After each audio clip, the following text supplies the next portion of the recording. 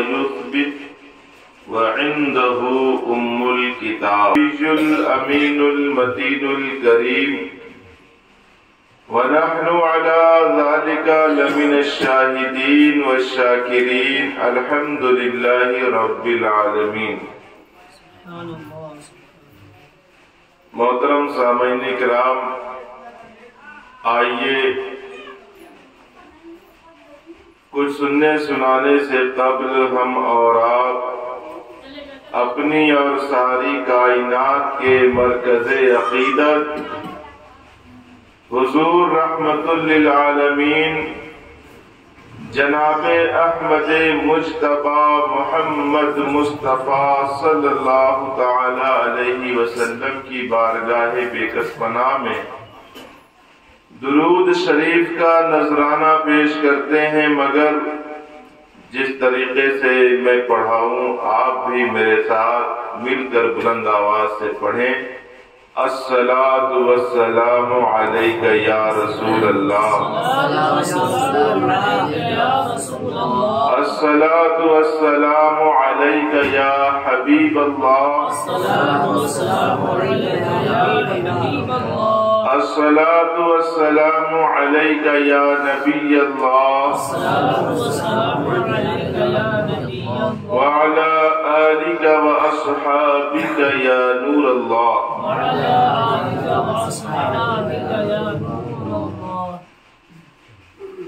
محترم سامعین کرام، آپ پریشان نہ ہو کہ بہت دیر تک ہم بیان کریں گے، بہت مختصر سے وقت میں بیان کریں گے. آپ سے بس گزارش ہے کہ دل جمعی کے ساتھ بیٹھ جائیں. جیسے کھانا کھاتے ہیں نا تو کرسی پہ پیچھے ٹیک لگا کے نہیں بیٹھتے. کیسے بیٹھتے کھانا کھانے؟ آگے جھکنا پڑتا ہے نا.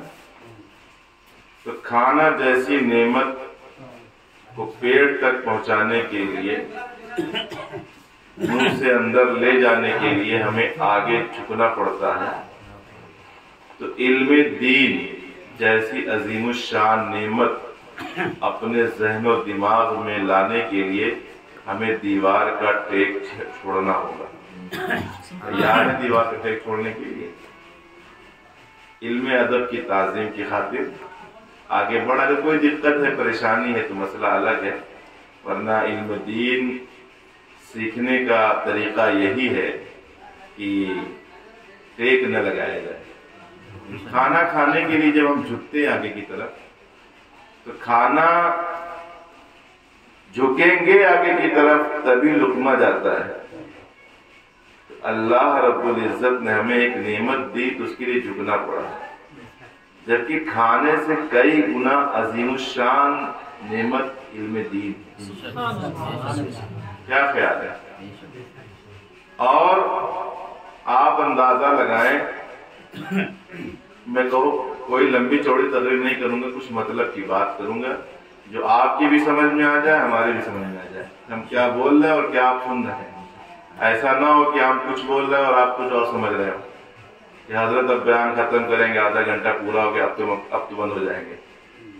آپ جب تک دل جمعی سے سنیں گے تب تک سنائیں گے، اور اگر آپ ادھر ادھر کریں گے تو ہم بند کر دیں گے. ہم سمجھ جائیں گے کہ آپ ہمارا بیان سمجھ نہیں پا رہے ہیں، ہم سمجھا نہیں پا رہے ہیں. تو میں یہ عرض کر رہا تھا کہ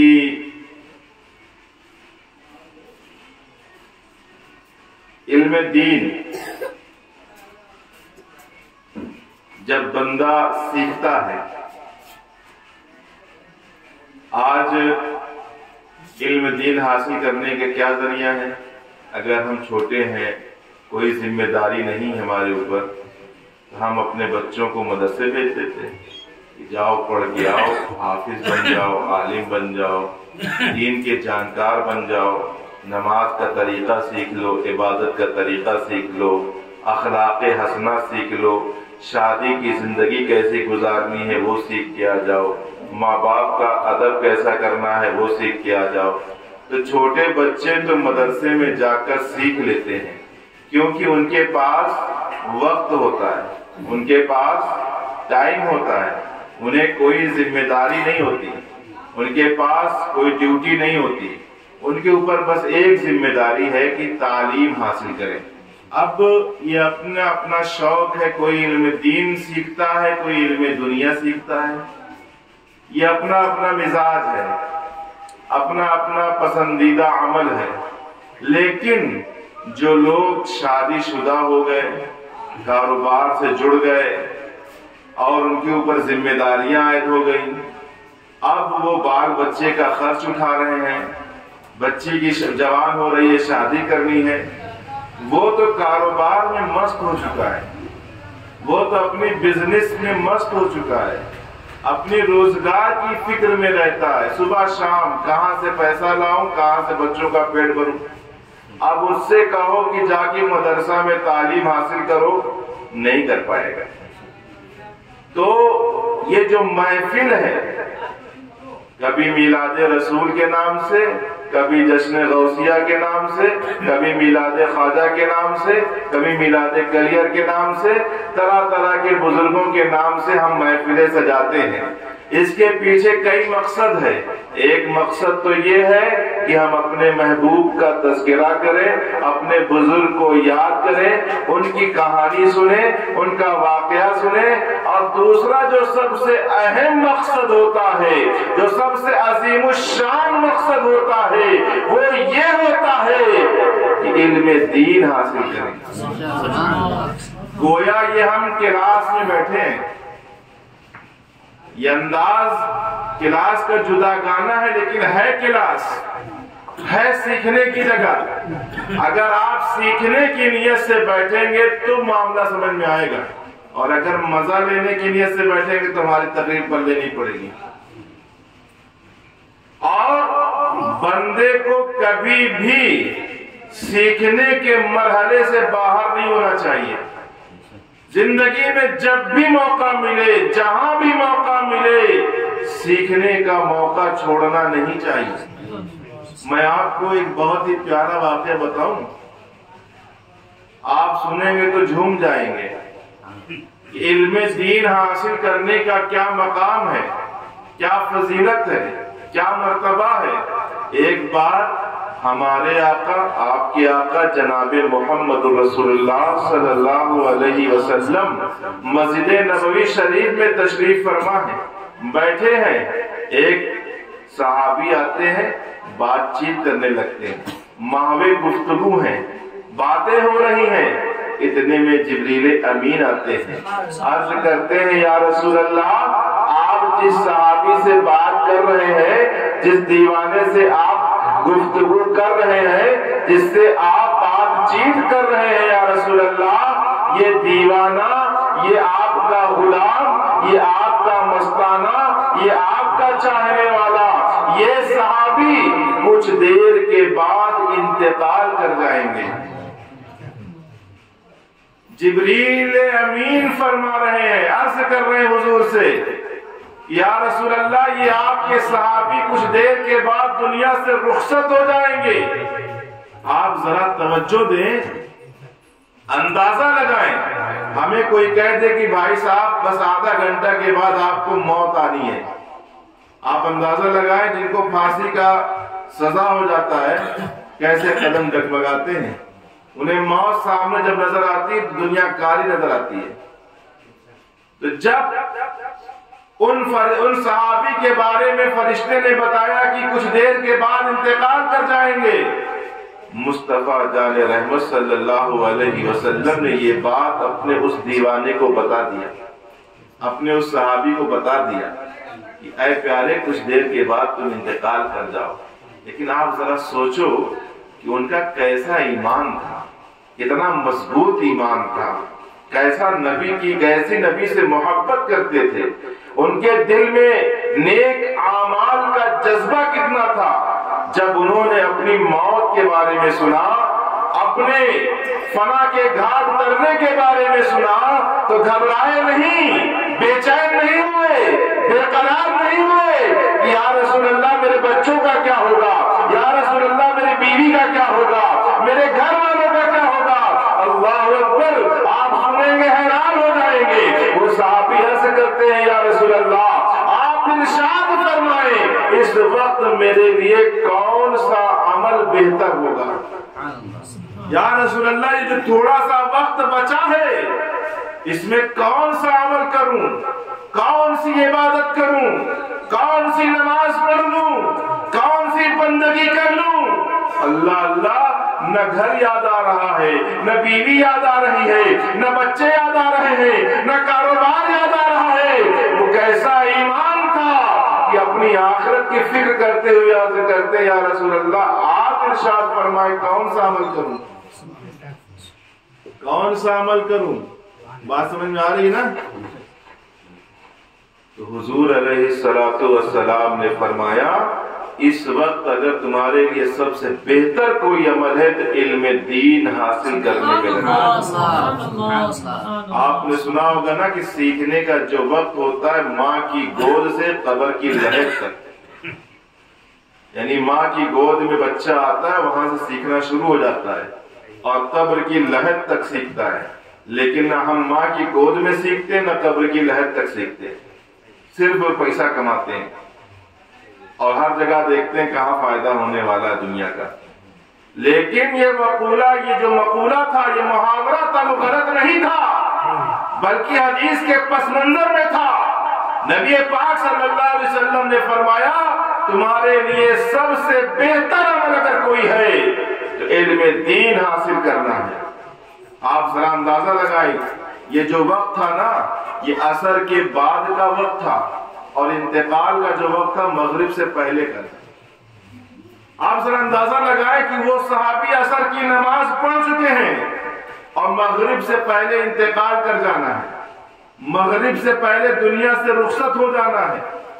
اگر وہ نماز کا احکام سیکھتے ہیں تو نماز پڑھنے کا موقع نہیں مل رہا، وضو کے احکام سیکھتے ہیں تو وضو کا عمل کرنے کا موقع نہیں مل رہا ہے، زکوٰۃ کے احکام سیکھتے ہیں تو زکوٰۃ دینے کا موقع نہیں مل رہا ہے، حج کے احکام سیکھتے ہیں تو حج کرنے کا موقع نہیں مل رہا ہے۔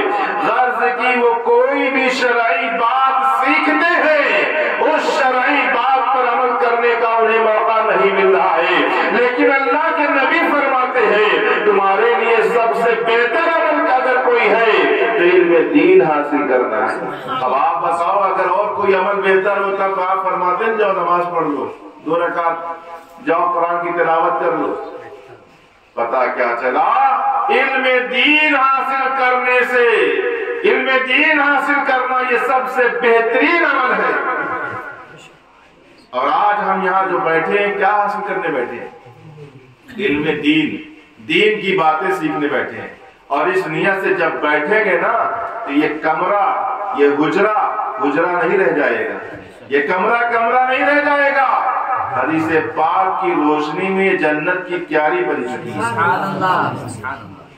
اللہ کے نبی صلی اللہ علیہ وسلم فرماتے ہیں، ابھی میں تقریر نہیں شروع کیا، بات بتا رہا ہوں کہ اس محفل کی عظمت کیا ہے۔ لوگ تو اس محفل سے کترا جاتے ہیں، کون جائے سنے، لیکن وہ کتنے محروم ہیں کہ جو محفل میں نہیں آتے، اگل بغل کھڑے رہتے ہیں۔ چونکہ شیطان اس قدر حاوی ہو چکا ہمارے اوپر نا کہ ہمیں نیکی کی طرف بڑھنے نہیں دیتا، جاننا ہے نا، نیکی کی طرف جانے نہیں دیتا۔ اب جیسے مثال کے طور پہ پہلے تو ہمیں میلاد کی محفل تک جانے نہیں دیتا، جائے گا تو کچھ سیکھ جائے گا، اور میلاد کی محفل میں آ گئے ہم تو اب سننے نہیں دے گا، اور کوئی اچھی بات لگے گی تو سبحان اللہ نہیں کہنے دے گا۔ گویا شیطان ہماری زبان پہ، ہمارے کان پہ، ہماری آنکھ پہ ایک دم پنجہ جمائے بیٹھا ہے اور ہم ایک دم گونگے بندے بیٹھ گئے، تو جب کوئی اچھی بات لگے تو سبحان اللہ کہہ دے، جیسے بولے سبحان اللہ۔ تو میں یہ عرض کر رہا تھا کہ یہ محفل، یہ جگہ جنت کی کیاری بن چکی ہے۔ ایک مرتبہ نبی پاک صلی اللہ علیہ وسلم نے فرمایا، اے میرے صحابیوں، جب جنت کی کیاری سے گزرا کرو تو اس سے اپنا حصہ چن لیا کرو۔ صحابہ حیران ہو گئے، یا رسول اللہ جنت تو مرنے کے بعد، جنت کی کیاری مرنے کے بعد، بھائی جہاں جنت ہے وہاں جنت کی کیاری ہے، اور جنت دنیا میں ہے نہیں، جنت دنیا میں کہاں ہے؟ کہیں نہیں ہے۔ صحابہ کو جب یہ بات نبی نے فرمائی کہ جنت کی کیاری سے گزرو تو اپنا حصہ چن لیا کرو۔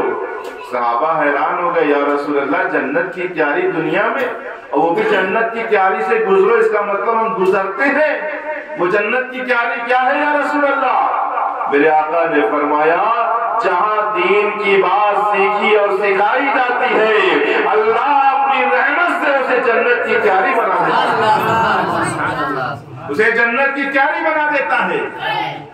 تو اب یہ محفل جنت کی تیاری بن چکی ہے، اور آپ ذرا اندازہ لگائیں کہ یہ اللہ کا کتنا بڑا احسان ہے، یہ اس کا کتنا بڑا فضل ہے، اس نے ہمیں دنیا کی جنت کی تیاری میں بھیج دیا۔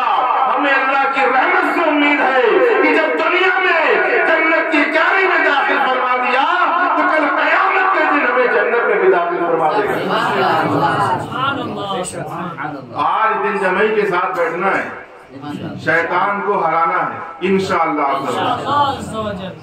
تو آئیے اسی نیت کے ساتھ انشاءاللہ ہم یہاں بیٹھیں گے، اور اپنی گفتگو کا آغاز کرنے سے پہلے آئیے ایک بار اور درود شریف پڑھ لیجیے۔ اللہم صلی علی سیدنا مولانا محمد المعظم الجود والکرم وعلی بارک وسلم صلی اللہ تعالی علیہ وسلم۔ حضرات، اسلام مذہب نے، اسلام ریلیجن نے ہمیں جو عقیدہ دیا ہے، جو بنیادی نظریہ دیا ہے، بیسک سوچ جو ہمیں دیا ہے، بہت ساری چیزیں۔ اللہ کو ایک ماننا ہے، پیغمبر محمد صلی اللہ علیہ وسلم کو اللہ کا رسول ماننا ہے، فرشتوں کو ماننا ہے، جنت کو حق ماننا ہے، دوزخ ماننا ہے، یہ ساری چیزیں ماننا ہے نا۔ اگر یہ نہ مانے ہم مسلمان نہیں رہیں گے، ہم اسلام سے باہر ہو جائیں گے۔ اسی طریقے سے انہی بنیادی عقیدوں میں ایک عقیدہ ہے تقدیر کا۔ تقدیر پر ہمارا ایمان ہے۔ تقدیر کا مطلب یہ ہے کہ جو اللہ نے لکھ دیا ہے وہی ہو کر رہے گا۔ اللہ سے بڑھ کر کوئی طاقتور نہیں ہے، کوئی ایسا پاور نہیں ہے، کوئی ایسی طاقت نہیں ہے جو اللہ کی مرضی کے بغیر کوئی کام کر سکے۔ کوئی ایسی طاقت ہے؟ کوئی طاقت نہیں ہے۔ تو گویا اگر حکم چلتا ہے تو اللہ کا چلتا ہے، مرضی چلتی ہے تو اللہ کی چلتی ہے۔ تو ہمیں تقدیر پر ایمان لانا ہے۔ تو تقدیر اللہ نے دو طرح کی بنائی ہے۔ کتنے طریقے کی بنائی ہے؟ ایسے بولے شرمائے، کتنے طریقے کی بنائی ہے؟ بولیں گے تو کچھ آئے گا، نہیں بولیں گے تو کچھ نہیں آئے گا۔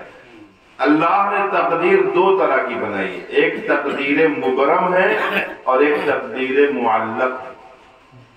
اب تقدیر مبرم کسے کہتے ہیں؟ تقدیر مبرم وہ ہے کہ جو اللہ نے لکھ دیا اس میں کوئی کمی نہیں ہوگی، اس میں کوئی تبدیلی نہیں ہوگی، اس میں کوئی چینجنگ نہیں ہوگی، اس میں کوئی بدلاؤ نہیں ہوگا۔ جو لکھ دیا وہی ہو کر رہے گا۔ مثلا کب کون پیدا ہوگا، کب کون مرے گا، کب کون بیمار ہوگا، کب کون صحت مند ہوگا، کب کون مالدار ہوگا، کب کون فقیر ہوگا، یہ تقدیر مبرم ہے۔ اللہ نے جو لکھ دیا ہے وہی ہو کر رہے گا، اس میں کسی قسم کی کوئی تبدیلی نہیں ہو سکتی۔ یہ تقدیر مبرم ہے۔ اور ایک تقدیر معلق ہے۔ تقدیر معلق کہتے ہیں جو کسی چیز پر معلق ہو، کسی چیز پر ڈیپینڈ ہو، کسی چیز پر ٹھہری ہو۔ اگر یہ کر لیا جائے گا یہ تقدیر بدل جائے گی، اور اگر نہیں کیا جائے گا تقدیر واقع ہو جائے گی۔ مثال کے طور پہ دعا کرو گے تو واقعہ کچھ اور پیش آئے گا، دعا نہیں کرو گے واقعہ کچھ اور انداز سے پیش آئے گا۔ صدقہ دو گے، راہ خدا میں خرچہ کرو گے، معاملہ کچھ اور انداز سے پیش آئے گا۔ صدقہ نہیں دو گے، راہ خدا میں خرچہ نہیں کرو گے، معاملہ کچھ اور انداز سے پیش آئے گا۔ ماں باپ کی خدمت کرو گے، معاملہ کچھ اور انداز سے پیش آئے گا۔ ماں باپ کی خدمت نہیں کرو گے، واقعہ کچھ اور انداز سے پیش آئے گا۔ پتہ چلا تقدیر معلق وہ تقدیر تقدیر ہے جو دعاؤں سے بدل جاتی ہے، صدقے سے بدل جاتی ہے، ماں باپ کی خدمت سے بدل جاتی ہے۔ گویا اللہ نے تقدیر دو طرح کی بنائی ہے، ایک تقدیر تو وہ ہے جو تبدیل نہیں ہوتی ہے، جو بدلتی نہیں ہے، جو چینج نہیں ہوتی، جس میں بدلاؤ نہیں ہوتے، لیکن ایک تقدیر وہ ہے جو دعاؤں سے بدل جاتی ہے، صدقے سے بدل جاتی ہے، ماں باپ کی خدمت کرنے سے بدل جاتی ہے۔ اللہ اکبر، یہ اس کا ثبوت قرآن میں ہے۔ میں نے خطبے میں جو الفاظ تلاوت کیے قرآن پاک کے، اس میں اللہ ارشاد فرماتا ہے یمحو اللہ ما یشاء ویثبت، اللہ جو چاہتا ہے مٹا دیتا ہے، جسے چاہتا ہے ثابت رکھتا ہے۔ آگے ارشاد فرماتا ہے وَإِنَّهُ أُمُّ الْكِتَابِ، تقدیروں والی کتاب اسی کے پاس ہے، یعنی تقدیر اللہ نے لکھی ہے، تقدیر اللہ نے تحریر فرمائی ہے، تقدیر کا لیکھک اللہ ہے۔ پتہ کیا چلا کہ تقدیر معلق جو ہوتی ہے وہ بدل جایا کرتی ہے، تقدیر معلق جو ہوتی ہے وہ تبدیل ہو جایا کرتی ہے۔ واللہ جس تقدیر کو چاہتا ہے بدل دیتا ہے اور جسے چاہتا ہے باقی رکھتا ہے۔ اب یہ تقدیریں دعاؤں سے بدلتی ہیں، اور اگر کسی اللہ والے نے دعا کر دیا تو اور بدل جاتی ہے۔ آئیے، ہمارے اولیاء اکرام میں بہت سے ایسے اولیاء اکرام گزرے ہیں جن کی دعاؤں سے تقدیریں بدل جاتی ہیں۔ اور یہ اولیاء کون ہوتے ہیں؟ جنہیں ہم بڑے پیر کہتے ہیں، خواجہ پاک کہتے ہیں، صابر کلیری کہتے ہیں، محبوب الہی نظام الدین اولیاء کہتے ہیں۔ یہ کوئی فرشتے نہیں تھے، یہ کوئی آسمان سے ڈائریکٹ نہیں آئے تھے، یہ بھی ہماری تمہاری طرح دنیا میں تشریف لائے، یہ بھی ہم جیسے لوگوں کی طرح زندگی گزارتے تھے، یہ بھی کھاتے تھے، یہ بھی پیتے تھے، انہیں بھی کپڑے کی حاجت تھی، انہیں بھی پیٹ بھرنے کی حاجت تھی، انہیں بھی زندگی گزارنے کی ضرورت تھی، لیکن یہ اللہ کے ولی بن گئے۔ تو ولی بنتے کیسے؟ اللہ کا محبوب بندہ بنتا کیسے ہے؟ کبھی کسی نے بتایا؟ آئیے حدیث کی روشنی میں بتاتا ہوں کہ اگر ولی بننا ہے کسی کو اللہ کا محبوب بننا ہے تو اللہ پاک فرماتا ہے کہ میرا بندہ نفل پڑھ کر، نفلی عبادت کر کے میرا قرب حاصل کرتا رہتا ہے، میرے قریب آتا رہتا ہے، یہاں تک کہ میں اسے اپنا محبوب بندہ بنا لیتا ہوں، اپنا پسندیدہ بندہ بنا لیتا ہوں۔ اور جب میں کسی کو اپنا محبوب بنا لیتا ہوں، جب کسی کو میں اپنا پسندیدہ بنا لیتا ہوں، پروردگار ارشاد فرماتا ہے میں اسے وہ طاقت عطا کرتا ہوں، کنت سمعہ الذی یسمع بہ وبصرہ الذی یبصر بہ۔ پروردگار فرماتا ہے میں اسے ایسی طاقت عطا کرتا ہوں جس سے وہ سنتا ہے، میں اسے وہ طاقت عطا کرتا ہوں جس سے وہ دیکھتا ہے، میں اسے وہ پاور عطا کرتا ہوں جس سے وہ چلتا ہے، میں اس سے وہ طاقت عطا کرتا ہوں جس سے وہ پکڑتا ہے۔ پھر آگے ارشاد فرماتا ہے فَإِنْ سَأَلَنِي لَأُعْطِيَنَّهُ، اگر وہ محبوب بندہ، وہ پیارا بندہ، وہ ولی کامل مجھ سے سوال کر لیتا ہے، مجھ سے دعا کر لیتا ہے، مجھ سے فریاد کر لیتا ہے، میں اس کی دعاؤں کو ٹالا نہیں کرتا، پورا کر دیا کرتا۔ پتا چلا محبوب بندہ اگر فریاد کرے اس کی دعائیں ٹالی نہیں جاتی، اور یہی تقدیر معلق ان محبوبین کی دعاؤں سے بدل جاتی ہے۔ اور حضور شہنشاہ بغداد حضور غوث پاک رضی اللہ تعالیٰ عنہ کے زمانے میں ایک بہت بڑے تاجر تھے، بزنس مین تھے، جن کا نام تھا ابو المظفر حسن۔ بہت بڑے بزنس مین تھے، کاروباری تھے، وہ ایکسپورٹ امپورٹ کرتے تھے، انٹرنیشنل ان کا کاروبار تھا۔ ہم لوگ تو چھوٹے سے کاروبار کر لیتے، نماز چھوٹ جاتی ہے، بزرگوں کے پاس بیٹھنا چھوٹ جاتا ہے، علماء سے صحبت چھوٹ جاتی ہے، نہ جانے کیا کیا ہو جاتا ہے۔ لیکن اندازہ لگائیں کہ پہلے کے لوگ کیسے تھے، ان کے جینے کا انداز کیسا تھا۔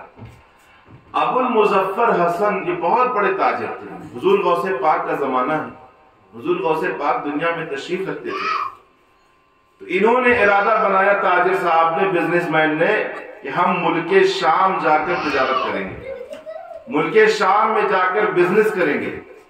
لیکن سوچا کہ پہلے کسی اللہ والے سے پوچھ لیں اس سفر میں برکت ہوگی یا نہیں ہوگی، اس سفر میں کوئی نقصان تو نہیں ہوگا، گھاٹا تو نہیں ہوگا۔ تو اس زمانے میں ایک بزرگ تھے شیخ حماد رحمت اللہ علیہ، یہ بھی بہت بڑے ولی تھے اللہ کے، صاحب کشف بزرگ تھے۔ تو یہ ابو المظفر حسن سیدھے شیخ حماد رحمت اللہ علیہ کے پاس پہنچے، عرض کرنے لگے حضور میں بزنس کرنا چاہتا ہوں، ملک شام جانا چاہتا ہوں، آپ ارشاد فرمائیں کہ میں تجارت کے لیے ملک شام جاؤں یا نہ جاؤں۔ تو شیخ حماد رحمت اللہ علیہ نے نگاہیں بند کی، اللہ والے تھے، ساری تقدیریں سامنے آ گئیں۔ آپ نے فرمایا دیکھو اس سفر میں تم مت جاؤ، یہ ارادہ ترک کر دو، کاروبار کرنے ملک شام نہ جاؤ، میں دیکھ رہا ہوں کہ تمہیں نقصان ہوگا، تمہارا گھاٹا ہوگا، تمہاری دولت لوٹ لی جائے گی، تمہاری جان خطرے میں پڑ جائے گی۔ اب ابو المظفر حسن جو پہلے سے بہت ساری پلاننگ بنا چکا تھا، بہت ساری تیاری کر چکا تھا، اب وہ حیران ہو گیا کہ اللہ کے ولی کہہ رہے ہیں کہ تجارت کرنے نہ جاؤ، میں تو سارے منصوبے بنا لیا ہوں، سارے پروگرام تیار کر لیا ہوں۔ اب وہ اس کو بے چینی ہو گئی، حیرانگی کے عالم، وہاں کچھ کہہ نہ سکا، نکل پڑا وہاں سے، راستے میں چلا آ رہا تھا کہ سامنے حضور غوث پاک تشریف لے آئے۔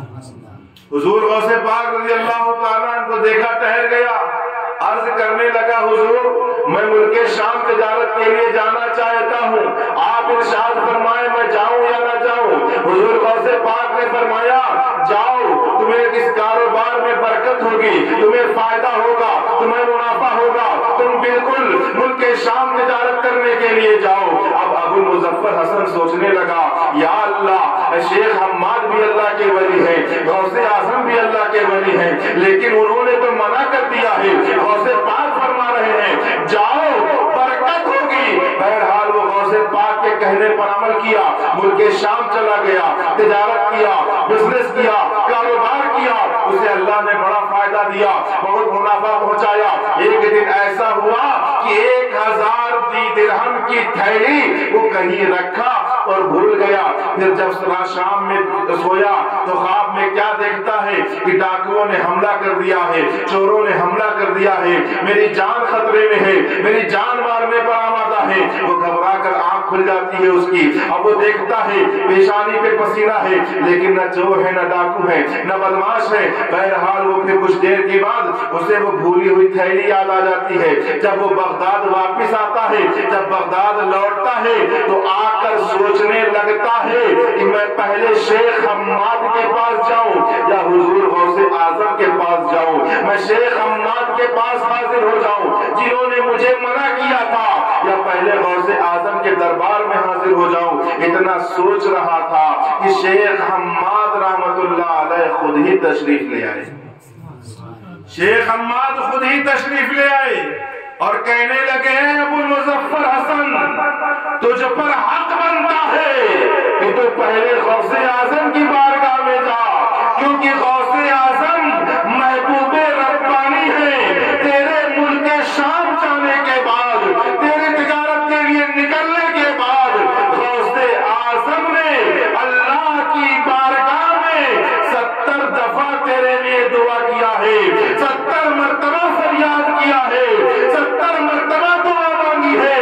اور سن ابو المظفر حسن، جو واقعہ عالم بیداری میں پیش آنا تھا، جو واقعہ سچائی میں پیش آنا تھا، جو واقعہ ریئلٹی میں پیش آنا تھا، جو حقیقت میں پیش آنا تھا، اللہ نے غوث اعظم کی دعاؤں کے صدقے میں اسے خواب میں بدل کر رکھ دیا ہے، اسے خواب میں تبدیل کر کے رکھ دیا ہے۔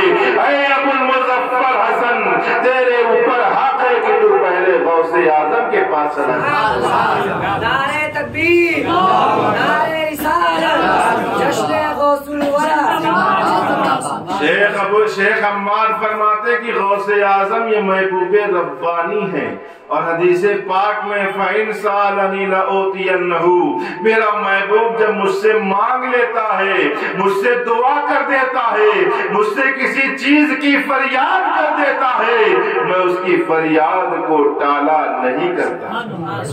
تبھی تو کہنے والے نے کہا ہے نگاہ ولی میں وہ تاثیر دیکھی، بدلتی ہزاروں کی تقدیر دیکھی۔ ولیوں کی نگاہیں چل جائیں تو ہماری تقدیریں بدل جاتی ہیں۔ تو غوث اعظم نے اس پہ جو واقعہ پیش آنے والا تھا سچائی میں، اسے خواب میں بدل دیا اللہ نے، غوث اعظم کی دعا کے صدقے میں۔ تو پتہ چلا تقدیر معلق بدل جاتی ہے، لیکن کن سے؟ اللہ والوں کی دعا سے۔ اس لیے سنی ہوشیار ہے، بریلوی ہوشیار ہے، سمجھ گیا کہ ہم گناہگار ہیں، سیاہکار ہیں، خطاکار ہیں، ہماری زبان میں وہ دم نہیں جو غوث پاک کے اشاروں میں دم ہے۔ ہمارے اعمال گندے ہیں، ہاتھ گنہگار ہیں، زبان گنہگار ہے، ہو سکتا ہے ہماری فریاد نہ سنی جائے، لیکن جب ہم اللہ کے محبوب کو وسیلہ بنا لیتے ہیں، اللہ ہماری مصیبتوں کو دور فرما دیا کرتا ہے۔ اسی لیے بریلی کے تاجدار نے سنیوں سے کہا، اے سنیوں گھبراؤ نہیں، آؤ اپنے ولیوں کی چوکھٹ پر اور ان کی چوکھٹ پکڑ کر کہو میں مجرم ہوں آقا، مجھے ساتھ لے لو، کہ رستے میں ہے جا بجا کھانے والے۔ آج ہم گاڑی چلاتے ہیں نا، اور گاڑی کا انشورنس نہ ہو، ڈرائیوری لائسنس نہ ہو، کاغذ پورے نہ ہو تو ڈر لگتا ہے۔ ہر چوراہے پہ دیکھتے ہیں کوئی چیکنگ تو نہیں ہو رہی ہے، رک کے ٹھہر کے چلتے ہیں، ذرا ذرا سی دیر پہ ہوشیاری کے ساتھ۔ کیوں؟ کاغذ مکمل نہیں ہے، حکومت کی نظر میں مجرم ہے، کہیں پکڑے نہ جائیں، کوئی تھانے والا پکڑ نہ لے، کوئی پولیس پکڑ نہ لے، ایک ڈر سا۔ چور ہو جائے بندہ تو ڈرتا ہے، مجرم ہو جائے بندہ تو ڈرتا ہے، لیکن اگر کاغذ مکمل نہ ہو، ڈرائیوری لائسنس نہ ہو، پردوشن کاغذ نہ ہو، لیکن آپ کے گاڑی پر جو حکومت میں پارٹی ہے اس کا کوئی نیتا بیٹھ جائے، کوئی منتری صاحب بیٹھ جائے، تو آپ فراٹے بھرتے نکل جائیں گے، اور اگر روکے گا تو گھٹ آج بولنا نہیں۔ بات سمجھ میں آئی؟ تو پتا چلا دنیا دار اگر طاقتور بیٹھ جائے تو دنیا کی پولیس کام نہیں آتی۔ اگر ہمیں آخرت کے سپاہیوں سے بچنا ہے، دوزخ کے فرشتوں سے بچنا ہے، تو ہمیں غوث اعظم کے جھنڈے تلے آنا ہے، تاکہ ان کے صدقے میں ہمارا بھی بیڑا پار ہو جائے۔ عرض یہ کر رہا تھا کہ تقدیر معلق بدل جاتی ہے۔ ایک مرتبہ حضور غوث پاک رضی اللہ تعالی عنہ کی پھوپھی جان، حضور غوث پاک کا پورا گھرانہ ولیوں کا گھرانہ ہے۔ محبوب کا تذکرہ سن کے دل میں شوق نہیں پیدا ہوا؟ سبحان اللہ کہہ دیں، گونج جانا چاہیے سبحان اللہ۔ حضور غوث پاک کی پھوپھی جان بھی اللہ کی بہت بڑی ولیہ تھی۔ ان کی دربار میں لوگ آئے، عرض کرنے لگے امی جان بارش نہیں ہو رہی، کسان تھے، کھیت سوکھا جا رہا ہے، غلہ سب ختم ہو جائے گا، سب چوپٹ ہو جائے گا، ساری فصلیں تباہ ہو جائیں گی، دعا کر دے بارش ہو جائے۔ اللہ اللہ، لوگ کہتے ہیں ولیوں کے چاہنے سے کچھ نہیں ہوتا، جس کا نام محمد یا علی ہو کسی چیز کا مالک و مختار نہیں، وہ کسی چیز کا پاور نہیں رکھتے۔ اللہ اکبر۔ آپ اندازہ لگائیں حضور غوث پاک کی پھوپھی جو پیغمبر نہیں ہے، نبی نہیں ہے، اللہ کی رسول نہیں ہے، لیکن رسول اللہ صلی اللہ علیہ وسلم کی امتی ہے، ان کی اولادوں میں سے ایک اولاد ہے۔ وہ لوگ آتے کہتے ہیں یار امی جان بارش نہیں ہو رہی ہے، آپ نے فرمایا جاؤ انشاءاللہ بارش ہوگی۔ ادھر وہ لوگ سارے لوگ چلے گئے، ادھر غوث اعظم کی پھوپھی اٹھتی ہیں، جھاڑو لیتی ہیں، صحن میں لگاتی ہیں، لگانے کے بعد اپنے ہاتھوں کو رب کی بارگاہ میں اٹھا دیتی ہیں، عرض کرتی ہیں مولا جھاڑو لگانا میرا کام تھا، اس پر بارش کا چھڑکاؤ کرنا تیرا کام ہے۔ اللہ اکبر، اتنا دعا کرنا تھا، ابھی ہاتھ نیچے بھی نہیں آئے تھے کہ جمع گدا بھر دیتے ہیں. شاہان زمانہ کی جھولی محتاج کا جب یہ عالم ہے مختار کا پتا چلا غوث اعظم کا پورا گھرانہ ولیوں کا گھرانہ ہے. اور اللہ والوں کے چاہنے سے ہماری مصیبتیں دور ہو جاتی ہیں, ہماری پریشانیاں دور ہو جاتی ہیں. اسی لیے ہم ولیوں کی بارگاہ میں جایا کرتے ہیں. اور حضور غوث پاک رضی اللہ تعالیٰ عنہ کے بارے میں بتاؤں کہ حضور غوث پاک حسنی سید بھی ہیں اور حسینی سید بھی ہیں. حضرت فاطمہ الزہرا رضی اللہ تعالیٰ عنہ کے دو لڑکے بہت مشہور ہیں, امام حسن اور امام حسین. اور غوث پاک وہ سید ہیں جس میں امام حسن کا بھی خون اور امام حسین کا بھی خون ہے, کیونکہ آپ کے والد حسنی سید تھے اور والدہ حسینی سید تھی. والد حسنی سید اور والدہ حسینی سید. گویا غوث اعظم میں حسنی برکت بھی تھی اور حسینی برکت بھی تھی. اور حضور غوث پاک کے والد جو تھے ان کا نام تھا ابو صالح موسیٰ جنگی دوست. کیا نام تھا؟ ابو صالح موسیٰ جنگی دوست. یاد ہونا چاہیے کیا نام تھا؟ ابو صالح موسیٰ جنگی دوست. دیر سے بولے اپنے محبوب کا نام. ابو صالح موسیٰ جنگی دوست. ابو صالح تو آپ کی کنیت تھی, موسیٰ آپ کا نام تھا اور جنگی دوست آپ کا لقب تھا. کبھی آپ نے سوچا کہ غوث پاک کے والد کے نام کے ساتھ جنگی دوست کا لقب کیوں لگا؟ آئیے اس واقعہ کو سننے سے پہلے کچھ بنیادی باتیں سنتے ہیں. میرے بزرگوں, دوستو, اسلام مذہب نے ہمیں کچھ احکام, کچھ قانون دیے ہیں, کچھ قاعدے دیے ہیں, کچھ احکام بتلائے ہیں. جیسے نماز پڑھنے کا حکم دیا ہے, روزہ رکھنے کا حکم دیا ہے, زکوٰۃ فرض ہو تو زکوٰۃ دینے کا حکم ہے, حج فرض ہو تو حج کرنے کا حکم ہے, ماں باپ کی خدمت کرنے کا حکم ہے, غریب پڑوسی کوئی ہو تو اس کی مدد کرنے کا حکم ہے. یعنی ہمیں نیکی کرنے کا حکم دیا ہے. بہت سارے احکام اللہ نے ہمیں سکھائے ہیں, لیکن انہی احکام میں ایک حکم ہے برائی سے منع کرنا اور بھلائی کی دعوت دینا. قرآن فرماتا ہے تأمرون الناس بالبر وتنہون عن المنکر. اے مسلمانوں, تمہاری ڈیوٹی یہ ہے, تمہاری ذمہ داری یہ ہے, تمہارا عہدہ یہ ہے, تمہارا منصب یہ ہے کہ تم لوگوں کو بھلائی کا حکم دیتے ہو, برائی سے منع کرتے ہو.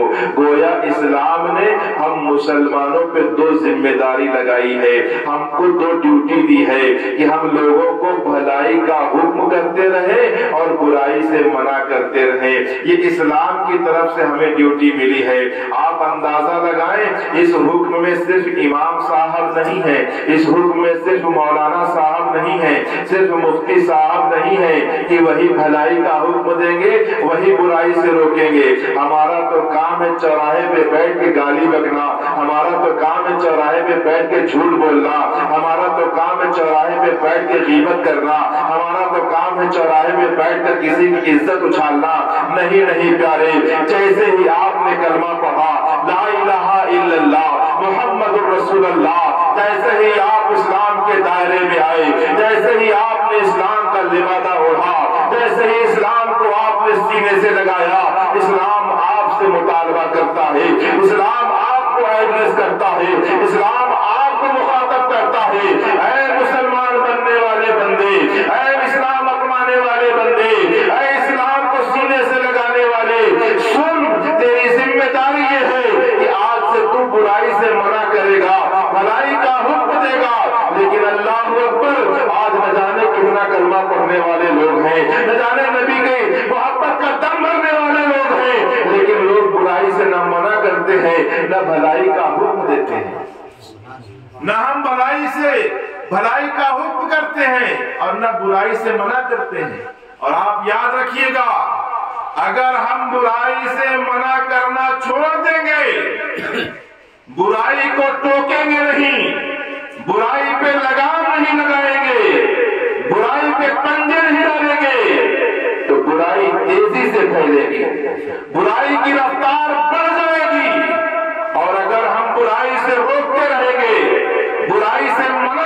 رہیں گے، برائی سے ٹوکتے رہیں گے۔ اگرچہ کوئی شراب پی رہا ہے، ہم اس سے شراب پینے کو منع کر رہے ہیں، وہ شراب پینا نہیں چھوڑتا۔ کوئی جوا کھیل رہا ہے، ہم اسے جوا کھیلنے سے منع کرتے ہیں، اگرچہ وہ جوا کھیلنا نہیں چھوڑتا، لیکن آپ ٹوکیں گے، آپ منع کریں گے، آپ روکیں گے تو وہ شراب پینے کا رواج کم ہو جائے گا، شراب پینے کی برائی تھم جائے گی، شراب پینے کی برائی رک جائے گی۔ پتا کیا چلا، اگر ہم برائی سے روکتے رہیں گے، ہم برائی سے منع کرتے رہیں گے تو ہمارے سماج میں برائی پھیلنے نہیں پائے گی، ہمارے سماج میں برائی رفتار نہیں پکڑے گی، اور اگر ہم برائی سے منع کرنا چھوڑ دیں گے تو برائی پورے معاشرے کو اپنے پنجے میں لے لے گی۔ اور ہم دیکھیں کہ اللہ نے ہمیں دو حکم دیا ہے، بھلائی کا حکم دینا، برائی سے منع کرنا۔ یہ دونوں کام ہم دن میں کتنی بار کرتے ہیں، جبکہ ہر لمحہ یہی حکم ہے۔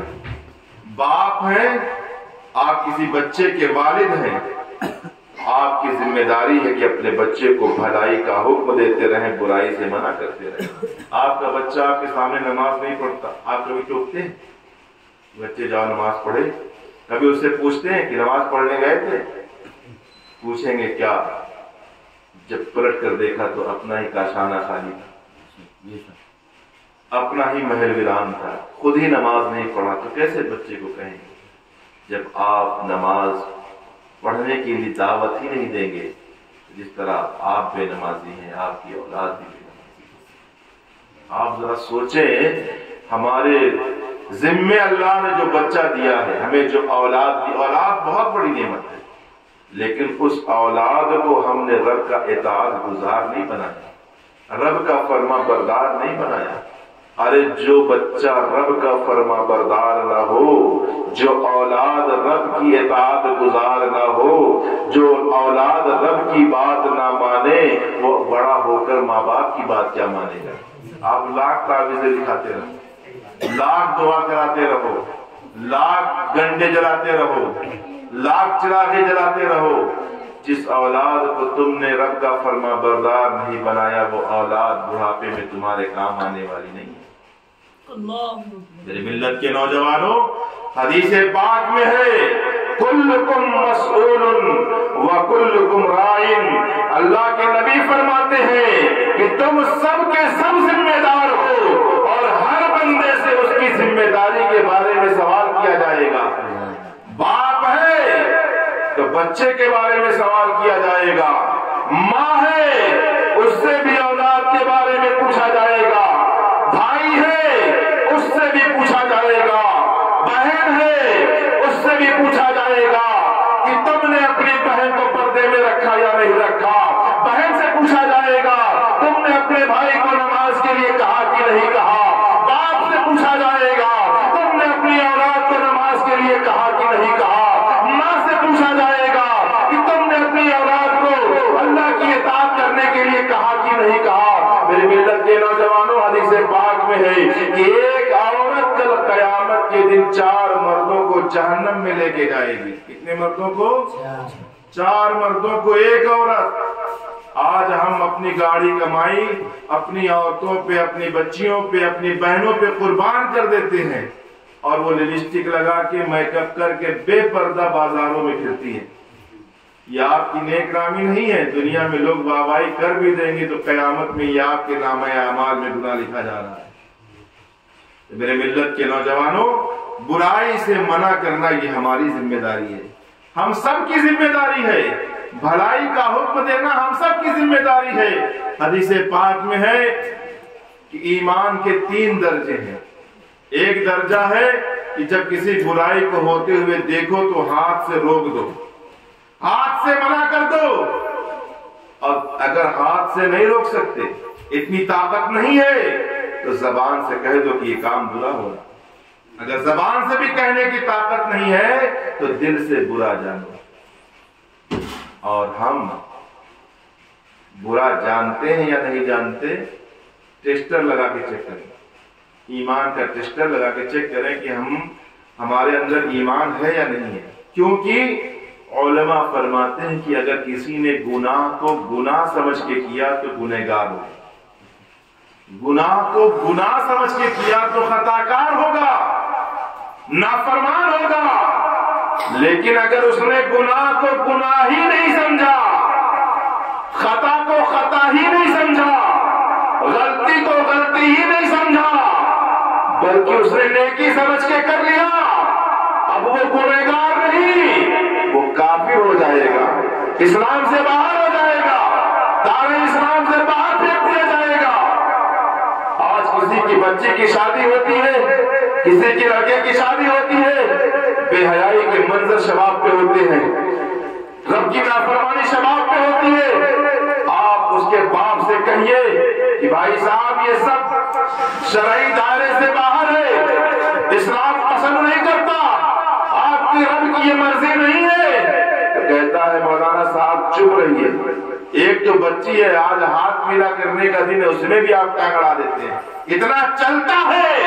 अल्लाहु अकबर कबीरा, ये जुमला इतना चलता है, ये जुमला आपको कहां से कहां ले गया, इसका जवाब मुफ्ती साहब से पूछ लीजिए।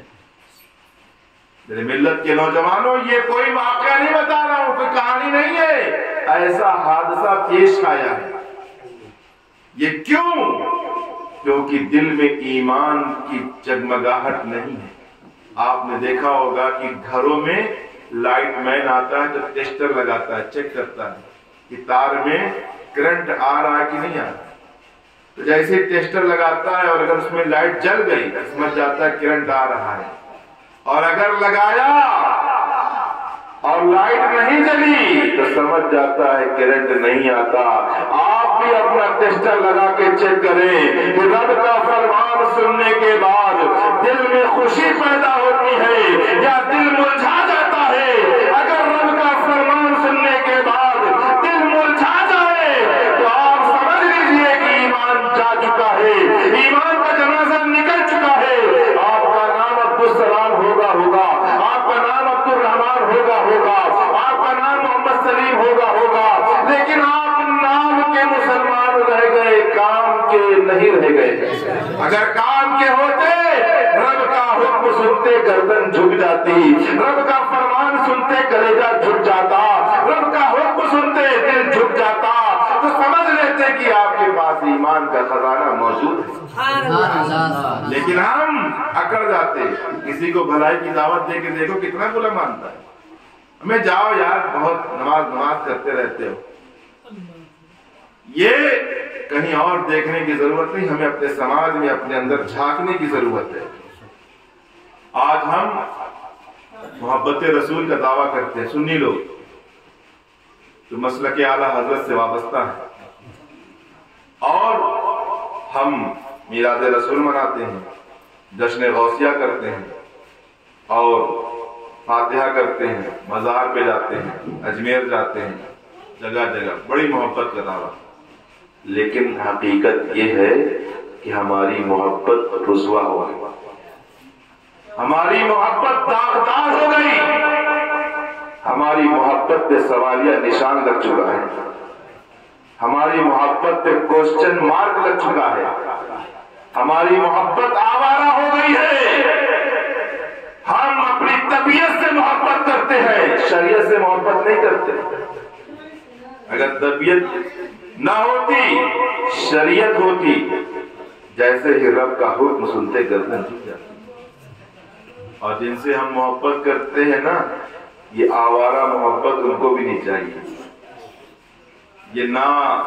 ये दागदार मोहब्बत ख्वाजा को भी कबूल नहीं है, गौसे पाक को भी कबूल नहीं है, साबित कजरी को भी कबूल नहीं है। हमें ख्वाजा से मोहब्बत है। एक बात पूछूं, क्या ख्वाजा गरीब नवाज दाढ़ी छिलाते थे? बोलो, ख्वाजा गरीब नवाज दाढ़ी छिलाते थे, नमाज छोड़ते थे, रोजा छोड़ते थे, हज फर्ज था तो छोड़े थे? ख्वाजा पाक अल्लाह की इबादत करते थे, नमाजें पंजगाना पढ़ते थे। और हम ख्वाजा पाक से मोहब्बत करते हैं लेकिन उनकी अमल से मोहब्बत नहीं करते। आज हमारा मामला यह है कि हम कोई महफिल करते हैं, कोई प्रोग्राम करते हैं, कोई इवेंट्स करते हैं, تو دیکھتے ہیں کہ سماج کے مطالبات کیا ہیں، معاشرہ کیا کہے گا، برادری کیا کہے گی، خاندان والے کیا کہیں گے۔ کبھی سوچا ہے قرآن کیا کہتا ہے؟ کبھی سوچا ہے حدیث کیا کہتی ہے؟ کبھی سوچا رب کا فرمان کیا کہتا ہے؟ کبھی سوچا کہ اللہ کے رسول کیا فرما رہے ہیں؟ خاندان کا خیال تھا، قرآن کا خیال نہیں ہے، برادری کا خیال تھا، رب کے رسول کے فرمان کا خیال نہیں ہے۔ ایسی محبت تمہارے منہ پہ مار دی جائے گی۔ کسی کہنے والے نے کہا ہے دنیا میں تم ان کا کہاں مان جاؤ گے، محشر میں مصطفیٰ تمہیں پہچان جائیں۔ میں عرض کر رہا تھا کہ اللہ نے ہمیں حکم دیا ہے برائی سے روکنے کا، بھلائی کا حکم دینے کا، اور یہ دونوں کام ہم بند کر چکے ہیں، یہ دونوں کام ہم چھوڑ چکے ہیں۔ اگر ہم چاہتے ہیں کہ اللہ راضی ہو جائے تو یہ کام شروع کر دیں۔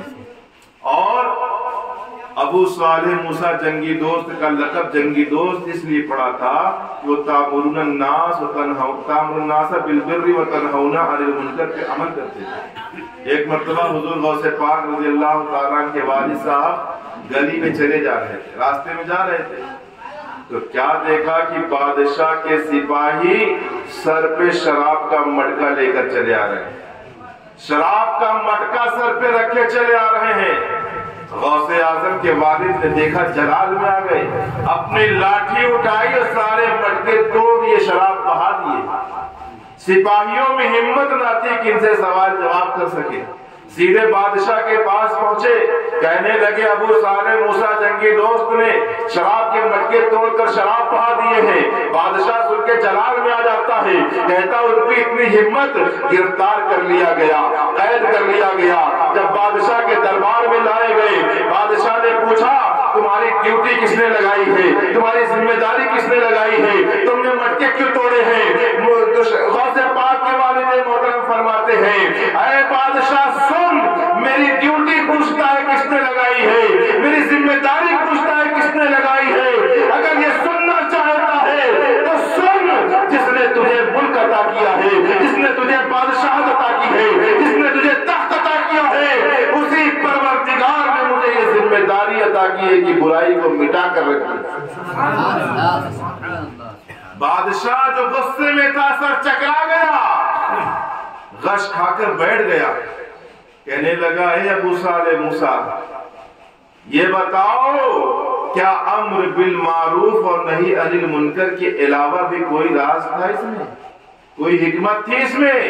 غوث پاک کے والد نے فرمایا اگر تو سمجھنا چاہتا ہے تو سن، ہاں اس میں امر بالمعروف اور نہی عن المنکر کے علاوہ بھی راز ہے۔ کہا وہ کیا ہے؟ کہا فرمایا اس میں راز یہ تھا کہ میں تجھے جہنم سے بچانا چاہتا ہوں، رب کی نافرمانی سے بچانا چاہتا ہوں، رب کی ناراضگی سے بچانا چاہتا ہوں، عذاب قبر سے بچانا چاہتا ہوں، اس لیے میں نے شراب کے مٹکے توڑے۔ بادشاہ کہنے لگا ایسے نیک لوگوں کو تو حکومت میں ہونا چاہیے، ہماری سلطنت میں حصے دار ہونا چاہیے۔ اے ابو صالح موسیٰ جنگی دوست، آئیے میں آپ کو ذمہ داری دیتا ہوں، آپ کو یہ میں عہدہ دیتا ہوں، آئیے میں آپ کو یہ ڈیوٹی دیتا ہوں کہ اب آج سے آپ برائی مٹائیں گے اور بھلائی کا حکم دیں گے۔ غوث پاک کے والد مسکراتے ہیں، کہتے ہیں تو کیا ذمہ داری دے گا، تیری کیا اوقات ہے، تیری کیا حیثیت ہے کہ تو مجھے ذمہ داری دے؟ ارے یہ ذمہ داری تو مجھے پروردگار عالم نے دیا ہے، خالق کائنات نے دیا ہے۔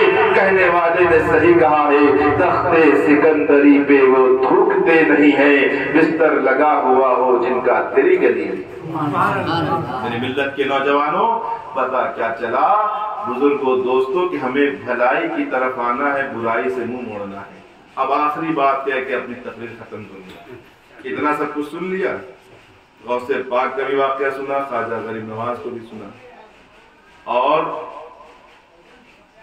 آخری بات کہ جن کی داڑھی سفید ہو گئی، بال سفید ہو گئے، آنکھ کی نگاہیں کمزور ہو گئی، بدن کی طاقت گھٹ گئی، بڑھاپے کی طرف قدم بڑھا چکے ہیں، اور ابھی بھی چہرے پہ داڑھی نہیں آئی ہے، کیا اب کس چیز کا انتظار ہے؟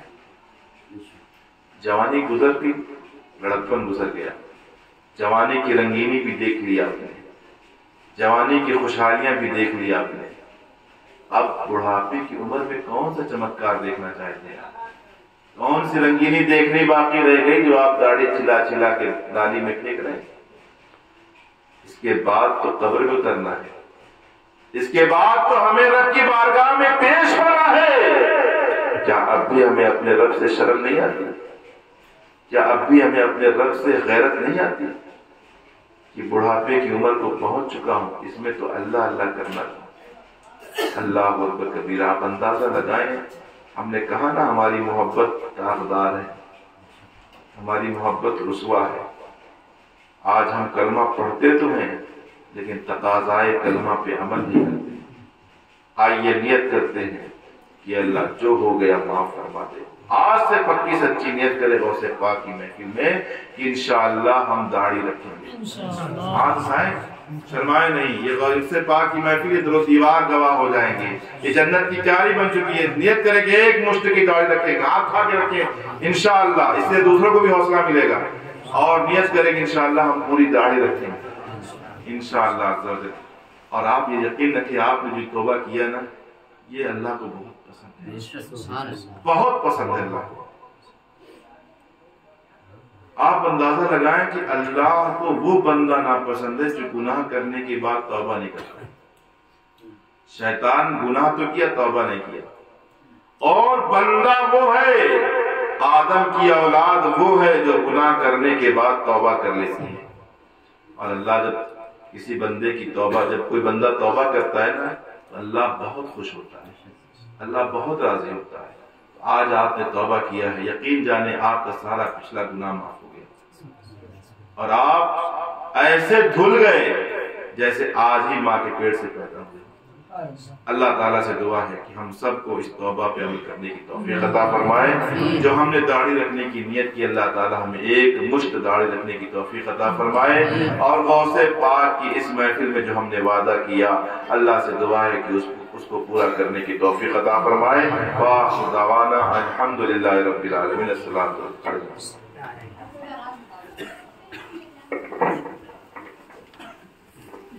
یا نبی